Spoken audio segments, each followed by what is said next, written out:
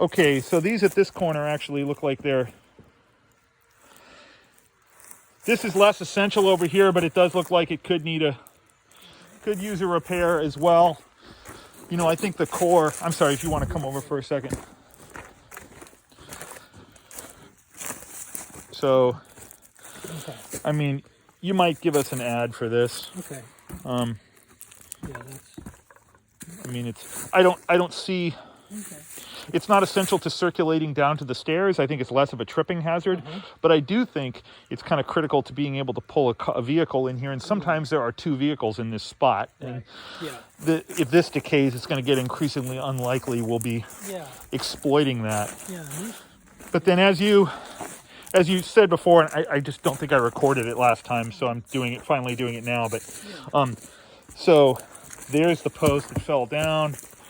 This one's got a post right next to it, so it looks like it's still pretty stable. Yeah. But in here, we've got this whole long stretch, which is really just being supported by the post that fell down over there, and a post over there. And as you pointed out, this one here, that one, as we can see, is just kind of decorative right now. So you probably want to replace both of those. Okay, this one and that one. I think this one and that one as the kind of the core, your core quote.